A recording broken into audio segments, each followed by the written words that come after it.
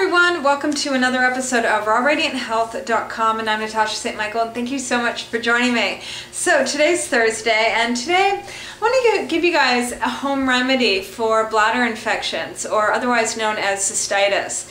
This is something a lot of women get, and a lot of women get it chronically.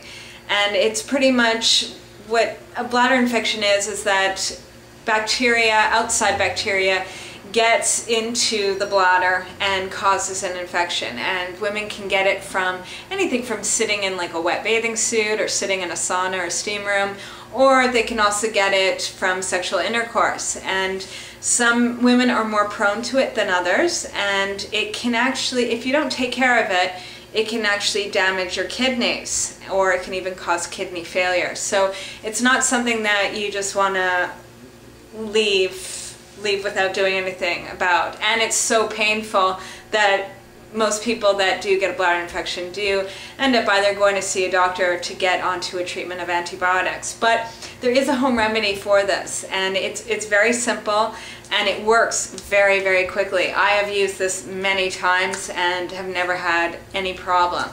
But I do want to just first give a little disclaimer that I'm not a medical doctor. And I do want to also just mention with this remedy is that it's great when you first start feeling a bladder infection coming on.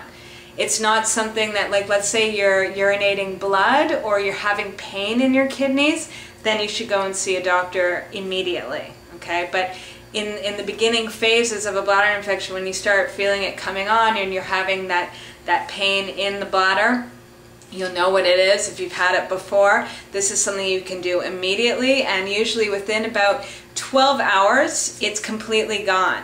I find this remedy works quicker than taking a course of antibiotics. But again, if you are urinating blood or you're having problems with the kidneys, go to the doctor. So what do you do if you have a bladder infection? Okay, so it's just one thing that you need to take, and that is high doses of vitamin C. And I'm talking like about 5,000 milligrams I'd say every 2 hours. And I would say try to get up to, in the course of maybe 6 or 8 hours, try to get up to about 15,000 milligrams of vitamin C. And I'm not talking about the natural vitamin C that comes from like camu berry, but I'm actually talking about vitamin C that is made out, that has ascorbic acid in it, okay? And that's the vitamin C that you get at the pharmacy, the chemist, the grocery store. That's mainstream vitamin C. That's what you want. The reason why you're taking such high doses of vitamin C is that what ends up happening is once you start introducing that much vitamin C into your body, is your urine becomes extremely acidic. And it becomes so acidic that it actually burns out the bacteria, the E. coli, and all of that, which is causing the bladder infection. Okay, so pretty much your urine just becomes so acidic that it burns out all the bacteria. And so the bacteria doesn't multiply and doesn't spread in infection.